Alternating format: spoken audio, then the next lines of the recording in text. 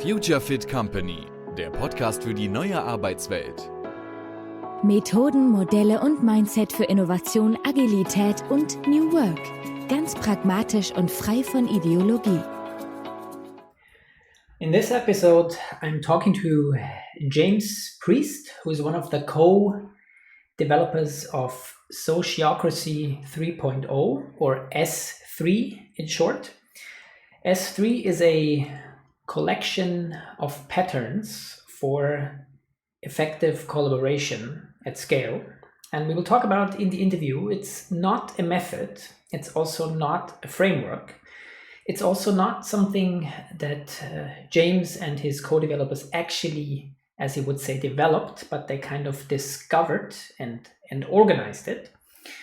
And we will talk about why often those off-the-shelf methods and framework like less safe or holocracy is often not what will organizations serve the most.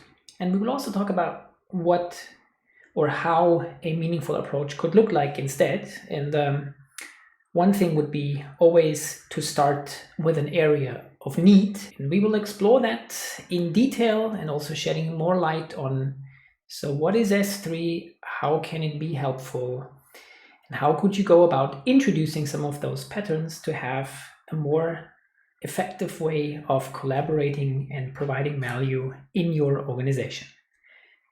Welcome, everybody, to a new episode of the Future Fit Company podcast.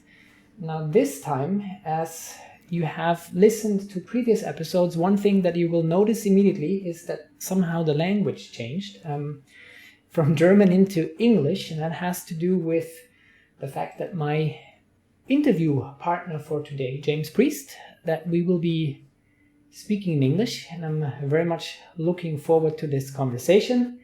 So James and I just thought back before we spoke about this, when we actually got to know each other, and I think it's around 5 years ago, 5 to 6 years ago. And so time really goes by very quickly, and you will introduce yourself in a moment, but maybe just briefly to say, so James, I got to know James in the context of something called Sociocracy 3.0, or S3 in short. And James has been an inspiration for me and for us for the last years. We've actually then also started to work a lot together, and I did lots of trainings and immersions into Sociocracy 3.0.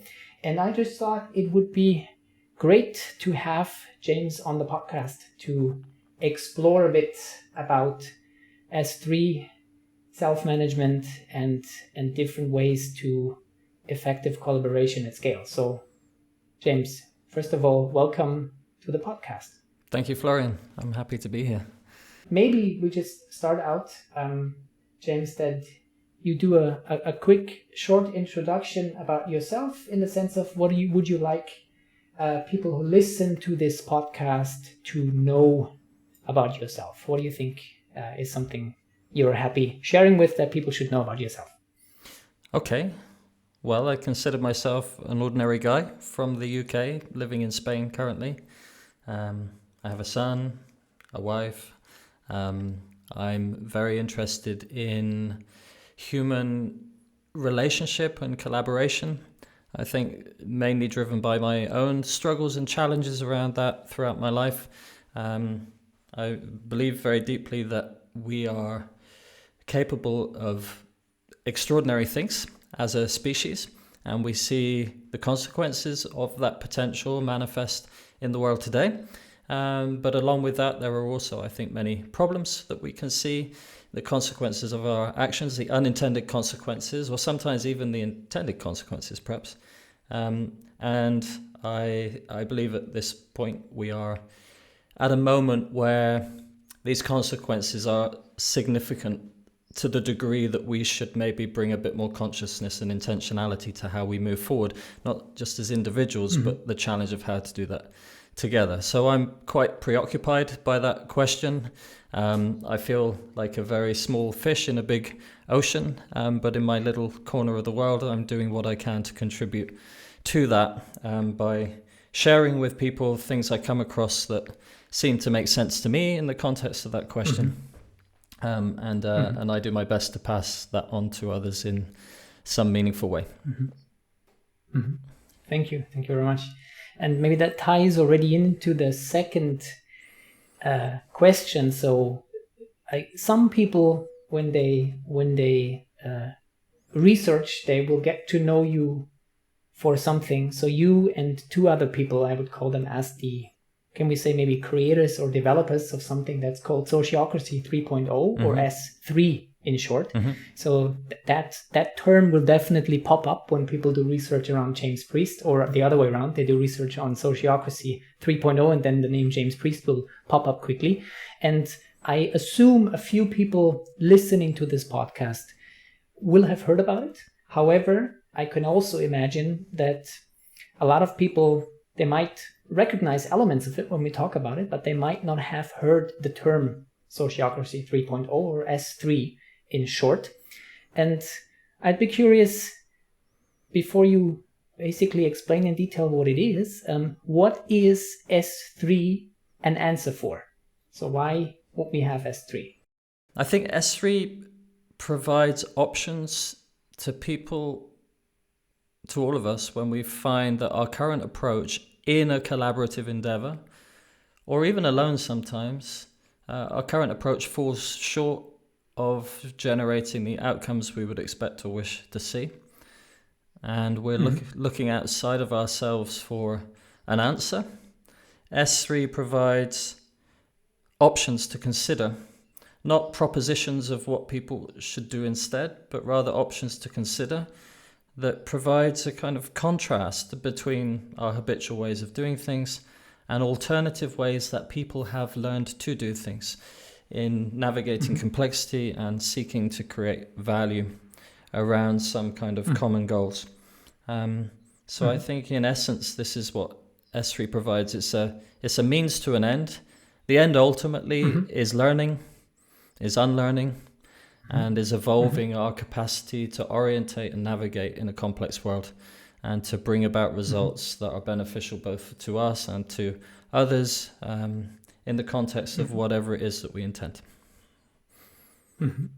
So it's about collaboration, bringing beneficial results in a complex environment, when what I understood, mostly also when groups of people actually try to collaborate with each other. Sure, and want to. Yeah, and want to. Yeah. Okay. And I also thought about, also just to make, because you talked about this very often and you often get those questions. So I also thought about maybe we use a bit of a different way of exploring that. So we said that, so you now said, okay, this is what S3 is an answer for. What would be alternative answers? That if people are not using S3, maybe what are they currently using, or what would be other options that people might feel this could help me in actually achieving beneficial outcomes in complex situations in a collaborative setting? Are there any alternatives that people might explore or are currently exploring instead of S3? Well, it comes back to what I was meaning to say by S3 as a means to an end. It's not really an end in itself. I think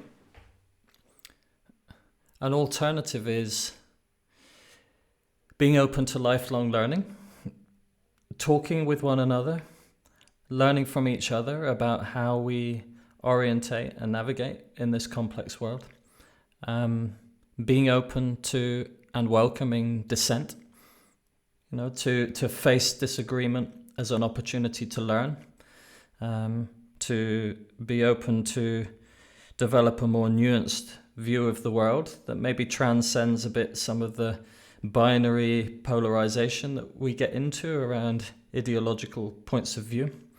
And essentially just recognizing that across a population of nearly 8 billion people and an ancestral line for every one of those 8 billion people, there's an enormous amount of wisdom that's been accrued over time around how to achieve outcomes that are favorable to us in different ways.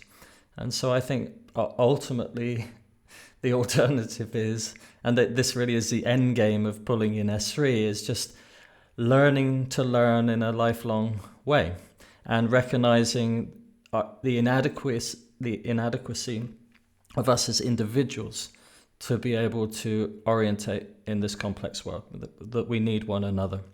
And the more we recognize that, and the more we develop ways to be able to learn together and explore together and work together toward the challenges we face in a non-polarized way, the more likelihood there is that we will be able to continue to pursue realization of our potential. So I would say this would be it's not even the alternative, if you like, it's the end game of pulling in S3 to begin with. Yeah. I also thought of, like, when we look sometimes at the status quo, like especially in organizations, right? And organizations would start exploring S3 and would you said like suggestions for practices, and would pull in what we would call also patterns from S3. Like when they start doing it the way they currently do things, potentially the status quo in organization, right?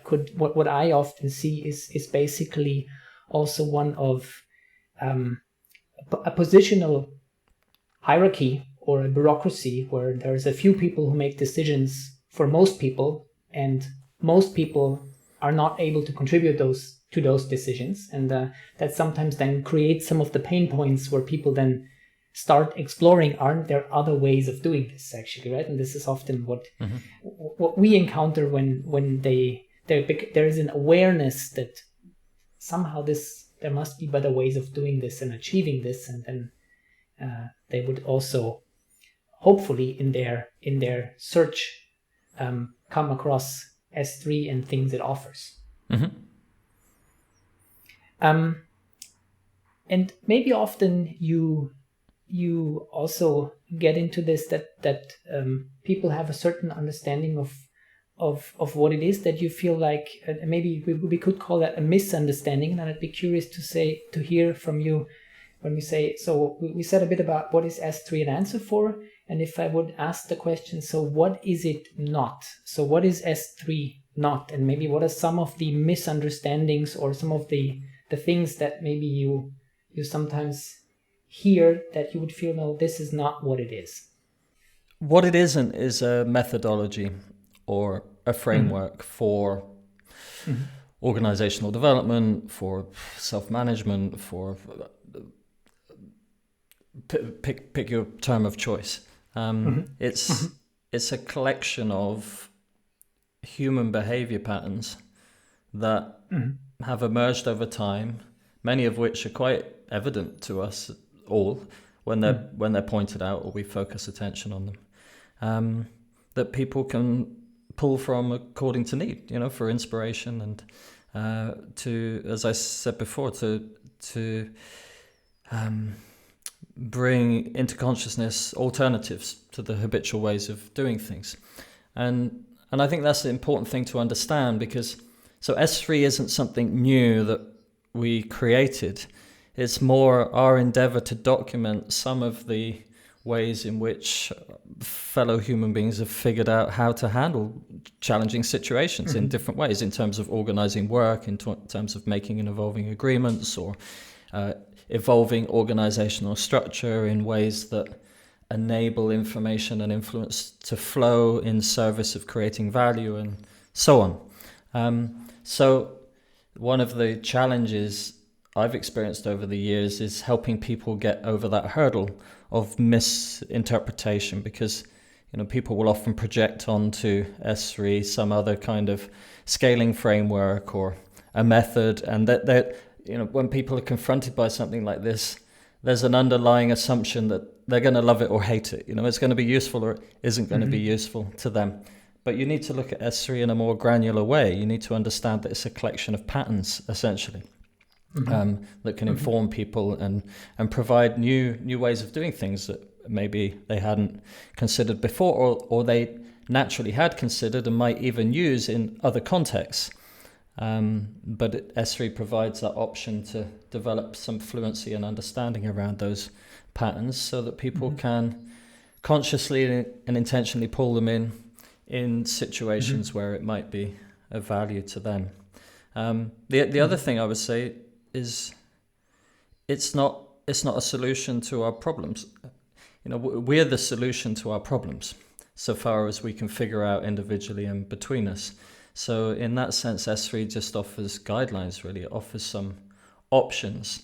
But at the end of the day, responsibility lies with each of us as individuals. And so it's not some holy grail solution, prescriptive formula that I would stand behind and say, use S3 and all of your woes will go away. I don't think that's the case at all. S3 is a beginning, in a way, of a learning journey for people who have arrived at a point of acknowledgement that their current approach is inadequate to achieve the results they expect or wish to see. And so alongside many other options out there, many other tools, approaches, perspectives, guidelines, S3 can enrich people's set of options so that they can proceed in a more more resourced way. Could we say that is like a main difference of why? Because you said, let me phrase it differently. So you said it's not a method and it's not a framework. And at the same time, when you look at existing, let's say, methods and framework that are also there to help ensure collaboration in a complex environment. Like, for example, I'm just using one that a lot of people will be familiar with, like Scrum, for example, which is a framework for adaptive product development. We would actually see that a lot of elements that you have in Scrum would also be patterns in S3, right? Like, for example, like roles, like retrospectives. And what I just heard you say is that the big difference to S3 is that S3 would not make any prescriptions in the sense of, okay, this is how you should be using it and in that combination. But S3 is a lot, like in contrast to Scrum, which does make prescriptions of how things are supposed to be used, right? Yep. So that I would understand, like even it looks, or it might look to people like a framework or a method, but it's not, in the sense of that you don't have any prescription intent in there. Yeah. Well, one metaphor that some people find helpful is the idea that you don't go to a restaurant and order everything that's on the menu, right? So first of all, you choose a restaurant for whatever reason. And when you go there, you choose from the menu according to what suits your needs. Maybe there are some restrictions around what you do and don't eat. You would have your preference in the moment, and hopefully you choose a dish or a series of dishes that are going to be nourishing for you, and you leave there with the sense that was exactly what you were looking for, right? So in a way that provides a good parallel to understand something about S3. Now the thing is, so I'm living in Spain and in Catalonia, and a lot of the menus are in Catalan. I don't understand Catalan, and sometimes I'm needing to guess what's on the menu, so there's a dependency in terms of understanding what these different patterns are, and I think this is a challenge that maybe we can talk about a bit more later. But essentially S3 is providing options to choose from. Now it's also helpful to understand that, well, perhaps just to say briefly about the history of S3. So it came about in 2014. I met a gentleman, a German from, he was living in Berlin, but he's actually from Munich originally, Bernhard Brochelbrink, and he came to a introductory course I was running on the Sociocratic circle method, which is something a bit different to S3, but of the same lineage. And a couple of months later, he sent me over a link to a webpage where he'd been attempting to describe different elements of the Sociocratic circle method, like identifying more specifically the different patterns that it could break down into.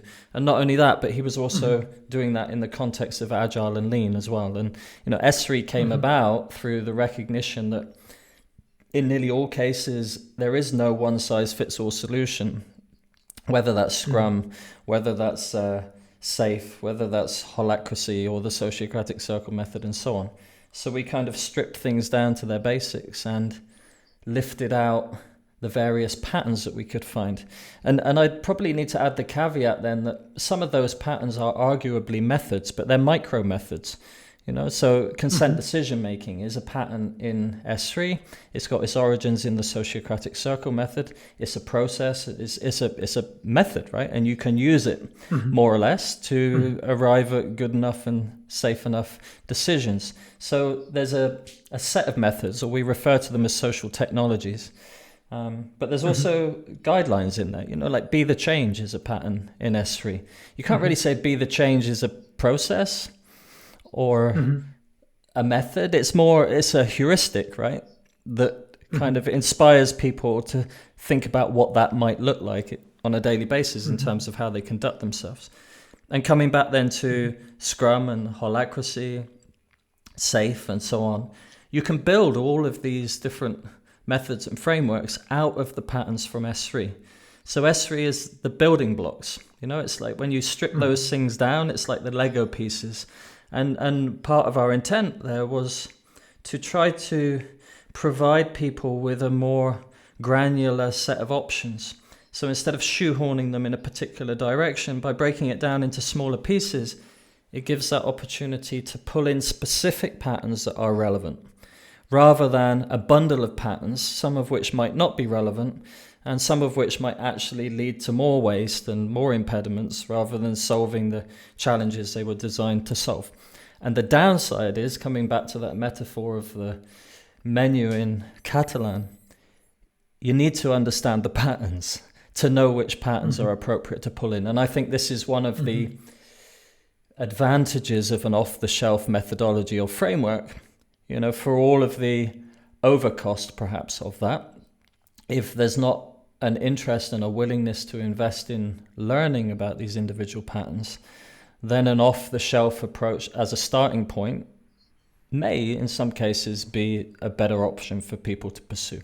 I'm not recommending that that's necessarily a good idea, because I think that we do well to develop this more nuanced point of view from the beginning. It's like we've got so much wisdom woven into how organizations evolve and get to the way they are today.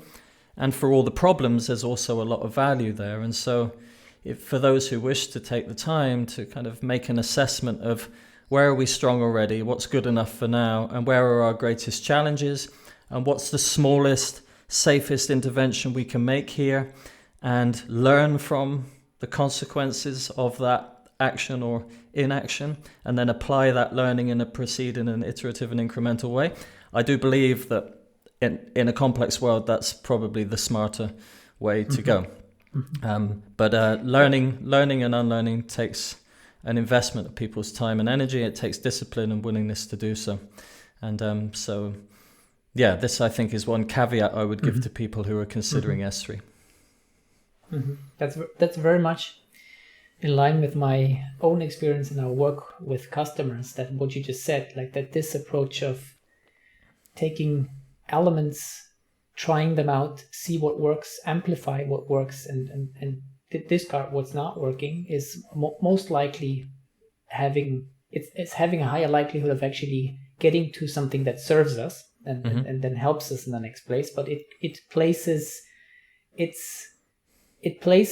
let's say a greater responsibility on the people applying it to actually figure out, so what is it that actually helps us, and it's let's say less comfortable than what you mentioned as the off-the-shelf methods, because I think those would fulfill sometimes that need for guidance, in the sense of just tell me what I need to do, and here's the package, and you can just take that entire package, and with the kind of the prospect, and this will work somehow, so you can just use the entire thing, right? And what I understood also from your answer before, that I think then was also one of the triggers that made you realize that something like S3 would be beneficial, or maybe is needed, right? When you came up with it, in the sense of that those prescriptive off-the-shelf packages do not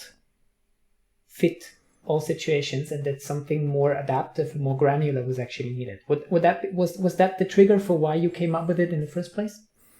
Yeah, well, it was just recognizing the fact that, okay, so in mine and in Bernhard's limited experience in those early days, I mean, limited in terms of the exposure we had to different organizational contexts, it was the fact that even when people in organizations did pull in an off-the-shelf formula, over time, they would evolve and adapt that according to what they thought was needed. So they would discard things if they didn't find value in them, even if they'd misunderstood and there was actually value in them, but they didn't recognize that for themselves. They would adapt things to suit their context. And, what was it? Culture eats strategy for breakfast. It's like people do what people do. And at the end, they evolve this kind of synergistic approach to trying to achieve what it is that they think they need to achieve. And so, and because of the waste, it's like we don't have so much time as human beings, life is quite short and precious. And we were curious about, go on, tell me. No, I was just say, I'm currently reading a book called 4,000 Weeks, and it's about time management for a finite life. Right. It just reminded me, because you said we don't have so much time, and the book actually says, well, actually we have about, if the average life expectancy is 80 years, we actually have around 4,000 weeks before we kick the bucket. And that's the finite life we have. Yeah, and it's not long, is it? Right. And then this question. So I was listening to a conversation recently about self-organizing systems, and obviously life is self-organizing, right? And to a large extent, we as a species, we're self-organizing too, and life's doing quite well in many respects, in terms of self-organizing. And two essential components proposed in this conversation were the need for efficiency. So we talk about effectiveness in S3, but efficiency, very, very specifically mean that, and resilience, and that there's this kind of trade-off between the two. On the one hand, you want generalization, like there was the metaphor of a hand, so a hand is a general tool and it's pretty useful for many things. But if I need to knock in a nail, or I need to cut meat, for example, then a hand is going to fall short. So I could do with a specialized tool. But the problem with the specialized tools are you need to carry them somehow, So this conversation was exploring this trade-off relationship and how we need both. But the thing of efficiency and resilience stayed with me. And I think that, when I look at some of these methods that are these off-the-shelf methods, they require an enormous investment of time for people to learn about them and to apply them. Often they result in compromising or overriding alternative ways that things were done before. Largely speaking, I think they are less successful than more, although there are cases where there's a pretty good fit between the off-the-shelf option and the needs of the people who opted for it. But generally, there's an evolution of these things over time. And if the purpose of organizations, in essence, is to create valuable things out of the limited time, energy, and resources we have, then a good question is how can we do that as efficiently as possible, but in a way where we're resilient in the face of an ever-changing world, both externally and internally within the organizations of which we're part. And that's what I mean by we don't have so much time. It's that we have limited time, energy, and resources.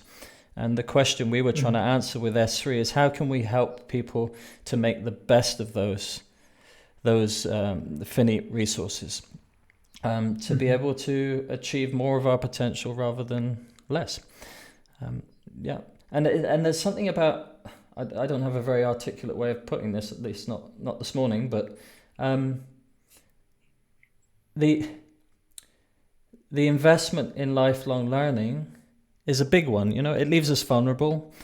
it leaves us constantly in a state of needing to reflect back on our assumptions and our perspectives, and to be open to surrender those in the face of consequences that are different to what we expect or wish to see. But the benefits of that investment in learning are that we're able to change not just external systems quickly to meet changing contexts, but also internally as well. Mm-hmm. But there's really good reasons why, for many of us, we can become quite attached to our ideas about how things should be, and about who I am and who I'm not, and how I should and will behave. So behind this conversation around making necessary changes, there's also the fact that comes back to us individually as human beings and as communities of people as well. And so I think that there's sometimes the appeal of an off-the-shelf method kind of bypasses all of that, and in a way we kick a few cans down the road to deal with later. But the benefits of recognizing the limitations of what we currently know, and as I shared at the start, this fascination with what's possible, what we can achieve together by synergizing the wisdom that's distributed among us all. I think this sets the ground for a willingness to invest the time, energy, and discipline required in learning, being open to continuously learning and developing how we orientate in this world. Now, if we now have people people in an organization who are interested in exploring S3 and to see what patterns they can bring in and what provides value for them, what would you say, like, for people who have not yet done more investigation, like what would be some basic, let's say, minimum requirements or prerequisites that you would feel, okay, these are like some basic assumptions that we make that you would have to agree with, otherwise nothing from that menu will be attractive to you. So are there such basic prerequisites? Yeah, I think so. But before that, maybe it's also helpful for people to understand that they will be familiar with and probably using some or even several of the patterns that you would find in S3. Because as I said before, the patterns were there before S3 was. So for example, S3. If you keep a to-do list, right? So backlog is a pattern in S3, which is basically a to-do list. If you prioritize it, which is probably a good idea, then you have prioritized backlog, which is another pattern in S3. And by virtue of the fact that you have written down this list of things that you need to do, then you're also visualizing work. This is another pattern in S3. So my point here is that many of these patterns are alive in organizations, regardless of whether people have heard of S3 or not. The key here is, are you using them consciously and intentionally? Do you have alternatives to hand as and when those particular approaches fail? So with that said, I think the most fundamental precondition for looking to S3 for anything beyond what you do already is that there's a clearly defined area of need. It's S3 isn't something to go to because it sounds cool or because somebody recommended it in and of itself. It's not something to learn about and implement. It's more you identify an area of need within your organization. You acknowledge that your current approach is failing to bring about the results you expect or wish to see. And then the question is there something there available in S3 that could help with that? Yeah. So the other essential kind of preconditions are willingness, therefore, coming back to that humility and acknowledging the limits of what we know. There has to be some openness to acknowledge the elephants in the room, to acknowledge the areas of challenge. We need to be able to be vulnerable in that way. And there also needs to be then the will to inquire and to learn about what some of these different patterns are. And then, because old habits die hard, right? So it's also important to invest the time and the discipline to run that new program, if you like, in that particular context, to learn from the outcomes from that, and to kind of replay that a few times over until it becomes more integrated and becomes more of your new habitual way of doing things, assuming it's adding value and it's more beneficial to what you did before. So yeah, clear need, the will and the discipline to persist and to invest in learning and maybe unlearning a previous way of doing things before. You also sketched out a few principles, right, for S3, like seven principles. At least I remember that from all the courses I took. Wouldn't these also be things like prerequisites or requirements, in the sense of you would have at least not to disagree with those principles? Well, the principles are effectiveness, consent, empiricism, continuous improvement, equivalence, transparency, and accountability. Or maybe I say self-accountability there, because otherwise some people think of being held to account, which is part of it, but not the whole. So we say that the principles underpin the patterns, or they're the thread that weaves the fabric of the patterns together. And there's a pattern in S3 called Adopt the 7 Principles. And we refer to them as principles, meaning kind of guidelines for behavior, essentially, rather than values, because if people find value in aligning behavior according to these principles, then they'll come to value them somehow in their own way. But the purpose of the principles is to offer guidelines for behavior out of which patterns like those you would find in S3 emerge.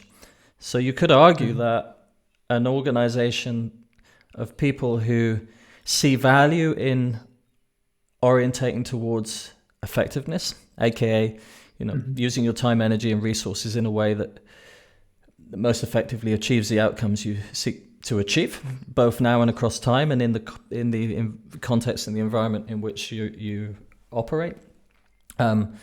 Consent, about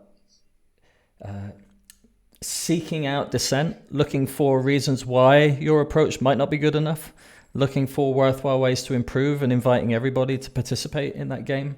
Empiricism and continuous improvement, so testing hypotheses, bringing some of the scientific method into how you proceed and learning from the consequences of your actions and inactions so that you can use that to continuously improve and be more effective over time.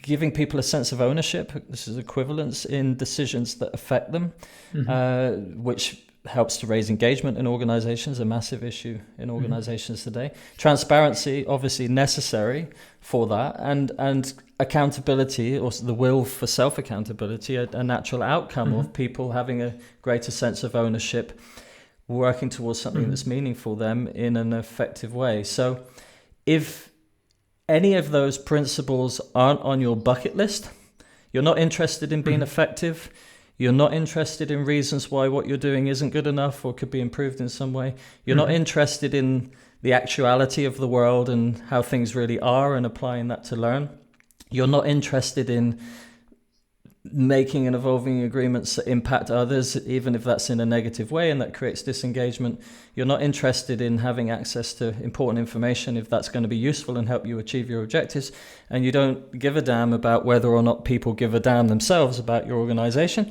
then you probably wouldn't be interested in S3, right? But if any of those things make sense to you, then you're probably going to find patterns in S3 that would be helpful in some way. Yeah. I was asking that question really for a reason, because on the one hand, right, it sounds like okay, these are patterns nobody would actually negate, in the sense of no, it's not interesting, especially when you hear things like effectiveness, right? And then so yeah, of course, how can I be against that? But I found, for example, with a few of them, like transparency, consent, and equivalence, and I currently live in Taiwan, so in a Chinese culture. I do come across organizations where there are decision makers in organizations who do find that an unattractive value proposition, And then, like for example, with equivalence, right? That people who are affected by a decision have the opportunity to influence that decision before it's being made. That is, for some people I talk to, not an attractive thing to do. So they would actually challenge me on that principle. The same with, I do encounter organizations that go about transparency and they say, well, no, it's not something. So it's only on a really need to know basis, and otherwise we keep it closed. So that was our thinking, that I do sometimes encounter those situations where those basic principles that you sketch out there, people would look at me and say, no, that's not something that I see. Well, when you then talk to them, it might turn into a different picture. But my perception, my experience is sometimes, that not everybody would say, of course, how can you even ask that? Yeah. Well, I come across this, what I would call misperception too. And I think it's a misperception of the principles. It says much more about people's interpretation of those principles than it does about what the principles mean for organizations. And one of the issues when you dive into these principles is you can't really take them alone. They're all interrelated somehow and interdependent. So on transparency, for example, the way we define transparency is, so we put it in an actionable way, okay? And it says record all information that's valuable for the organization. So all information that's valuable, not all information, but just what's valuable, and make it accessible to everyone in the organization unless there's a reason for confidentiality. Okay? So that everyone has the information they need to understand how to do their work in a way that contributes most effectively to the whole. So when somebody pushes back on transparency, you need to first of all check that you're on the same page in terms of your understanding, because an obvious question is, do people have the appropriate information within the organization to be able to contribute most effectively to the whole? If they do, fine, you have adequate transparency. And if they don't, then you might have an issue there. And sometimes there's a trade-off again, right?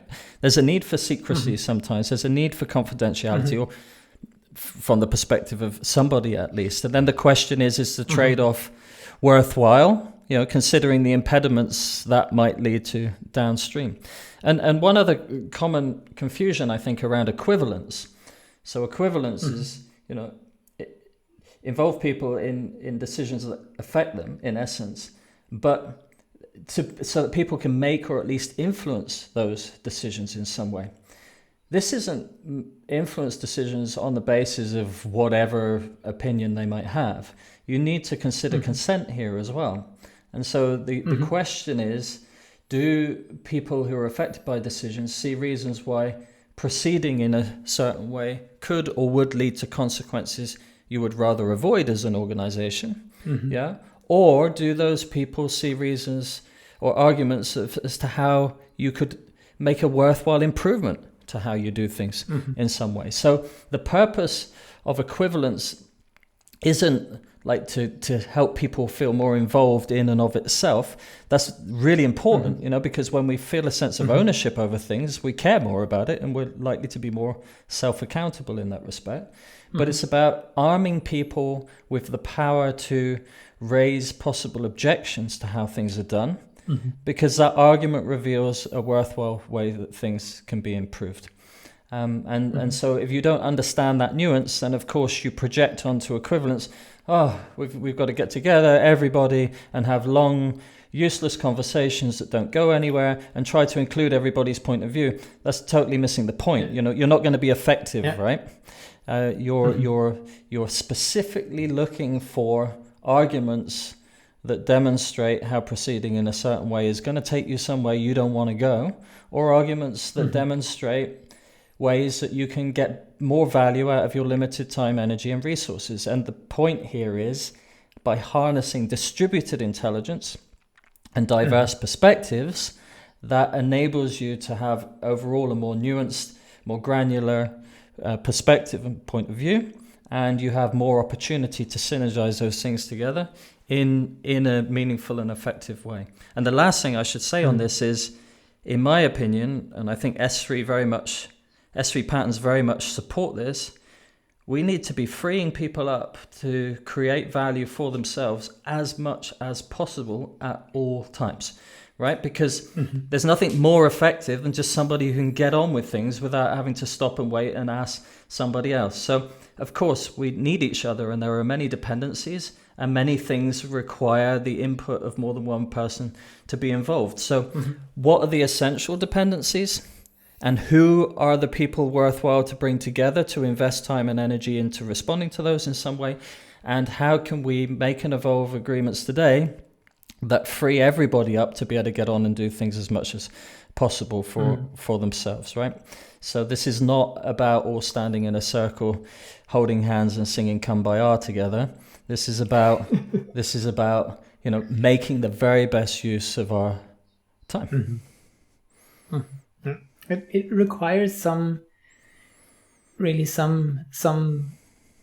thinking and understanding what do those principles really mean, right? Exactly. And is that something that we can relate to, and then see what else is there in S3 and what are patterns that are most likely to bring value for us that we're willing to try. Yeah. And so last night I thought of this conversation today. Lili and I were having dinner with friends, and one of these friends, she works in risk analysis for a bank.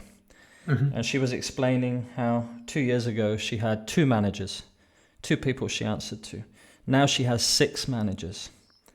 And she was explaining in a kind of ironic way how, she has to report to 6 people the same information often. And when they invite her to go deeper, she has to push back, say, I don't have time to go deeper with you because I've got to explain this to 6 people, plus get on with the work that I have to do today. This is an example of, well, it's completely unnecessary decision-making hierarchy within the system for whatever reasons. I mean, it's a hierarchy of accountability, people wanting to make sure that they don't get pushback on them. So what would it look like instead to ask that question? How can we free this woman up to create value as much as possible for herself? And where are those necessary dependencies that a conversation between one or other of these people should take place? For sure, you are going to see many ways in which you could get much better value out of those people's time. But it's going the other way in that organization, and it's going the other way in many organizations today. And I think this is a case of I don't know what to call it. I don't want to say stupidity, but it's naivety, or is it a lack of? I don't even know what it is, Florian. But I think it's a problem, and we can't keep going in an increasingly bureaucratic way without paying a price. Yeah, I guess there are other. I use that word, like there are other reasons why such a structure for some people seems to provide a value or seems to be a reason to keep it up. But if we look at from the lens, like I couldn't, I'm seeing here certain things. For example, there are social and cultural aspects. For example, that your reputation in society is tied to a certain position that you have in an organizational hierarchy, and what you write on your business card. And whatever you write on your business card is connected to the numbers of assistants you can call your own in the organization, and all those kinds of things, right? So I can't imagine reasons why those, what you say, like ineffective and sometimes wasteful systems still exist. Yeah, sure. There are people that benefit from it.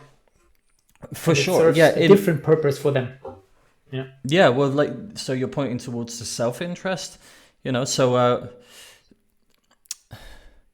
I remember talking with Just Block with Bertzorg. So this is, an example of a quite famous example of a self-organizing system. They brought up a home care organization with 6,000 employees, I think, that was running in the negative. Not Bertzorg, but this was the home care organization that they brought up. And there was so they were running in a deficit. And the first thing he did was laid off all of the management. The second thing he did was invest in some training for everybody into learning how to manage things for themselves. And within 6 months, that company was turning a profit, right? And it turned out you didn't need that management structure. I'm not advocating to get rid of managers, okay? I think this is a very specific context. You need to figure out ways to handle organizational management in some way, and having people take specific responsibility for aspects of that makes more or less sense depending on the context. But the point is, there was an overhead there. They call it the management tax, right? There's an overhead there that was just not necessary, and it was impeding that organization from being able to thrive. So number one is the question, what's necessary? If you start with need, as I said earlier, and you install someone in what you call a manager role, then be sure that there's a clear need, and be sure that that seems like the best way that you can deal with that need for now, and then monitor that and learn from it, and you might discover ways in which you can improve and evolve. But the one other thing I want to say, and this is uncomfortable for some people perhaps and a bit controversial, my dinner guest last night was explaining part of the reason for this is vested interests coming both ways. So her job is to ensure as much as possible that when they lend money basically from the bank, that person is going to be able to make repayments in a way that will yield a profit for the bank. However, sometimes that decision based on the numbers is overridden by one or other of these managers for reasons that are beyond her being able to know. And so you've also got vested interests, not just of individuals directly, but people with whom they are in relationship with and organizing with in some other way. And so, you start to see that there's a lot of complexity here, and there's a lot of different interests in organizations. Yep. And the question is, and this comes back to something fundamental around S3, why does that organization exist? What's the purpose it's serving, right? Because in an effective system, everything everybody does will be directed towards achieving whatever that purpose is that organization is meant to achieve, with no compromise, okay? And I think we see in many organizations today a lot of ambiguity and maybe even contradiction around the interests of why people are doing what they do. And so this is a fundamental question. How do we work together in a coherent way towards a clear why, and what's the consequence if that's not clear? I think we see the consequences in the world today. So So that requires that we have a clear why, and that we are aware of what that why is, right? And then the conversation on, are we working towards that purpose in a good way? Just as a final thought on what we just talked about. So I've recently encountered a situation here, for example, where an organization is introducing, in a team of less than 30 people, they are introducing another layer of management. So basically creating 4 team leads in that group of 30 people. And the reason, and I found it just fascinating, the reason why they're doing it is they say, well, because people need a way of developing themselves and making progress in the sense of making a career in the organization. And the only way that we offer for people to develop themselves is to climb up the hierarchy. And people already complain in that 30-person team that they don't see ways for how they can develop themselves. And the solution we now found is to introduce another level of management so that 4 out of those 30 people can call themselves a manager now and have a sense of development. So there are all kinds of interesting reasons why such things emerge, and I just found it fascinating. And they're quite aware of the maybe unintended consequences out of that. But that's one way for them to answer to the driver of how do people get a sense of development in the organization. Yeah.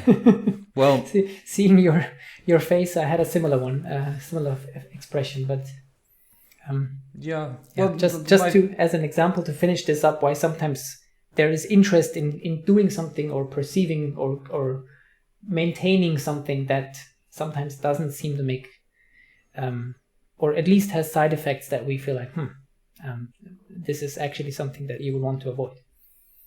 Yeah. And there's a systemic issue that's beyond the scope of the conversation today, I think. But there's just an underlying ideology that guides that kind of decision to start with and steers people away from, well, just one alternative that comes to mind for me is, supporting everyone to develop those leadership skills, supporting everyone to become a manager somehow, in not just individually but together, managing the organization in an effective way, and if development is fundamental, then giving that responsibility to the people around how they develop themselves. There's obviously some economic implications around giving some people manager salaries, but making more financial resources available for people within teams to be able to use in creative ways, inspiring people. This is something that Zappos did, with market-based dynamics, they set some constraints around balance your P&L, work within the values of the organization and deliver customer happiness. And beyond that, if you can see ways to be entrepreneurial and expand your scope of services that you offer, whether you're an individual or in a role or a team, then go for it. And that created a lot of innovation, inspiration, much greater ownership by people, and people investing into the organization in a much deeper way. So it's in contrast to that, as an alternative, there are other ways we can go, but I think people often are indoctrinated quite deeply into the ways of our ancestors and how things were done before, and perhaps often it's just about not being conscious or aware of an alternative way. Legacy existing. All right, James, I mentioned in the beginning that I would aim for around 45 minutes. Now we're already over 50 minutes, so I will not ask some other questions that I still had on my list, because I think we already covered a lot of very interesting things in our conversation. So I want to thank you again very much for making the time. That pattern that existed before S3, the backlog of yours, is very long. So I'm very much grateful that you made the time to have this conversation. We will include some information in the show notes to this conversation, where to find you, and also where to get more information around S3 and what could be some resources that people could tap into if they're curious now in exploring more about this and getting to know more. Any other comments or suggestion, James, if people wanna now dive a bit more into this, of what would be some first steps they could take, or where could they go to? No, well, you're going to share the links anyway to Sociocracy3.0.org. From there, you can navigate to the online learning community. You'll find that in the menu bar. The S3 Academy, if people are interested in options for learning there as well. There's a ton of free resources at patterns.sociocracy30.org, where you'll find the online practical guide. Beyond that, feel free to reach out through the contact form. If you have any questions, we're always happy to hear from people. And also, if people are connected to you, Florian, then to talk with you, because I know that you and the folks at Cray Effective are also well versed in S3, so I can strongly recommend that.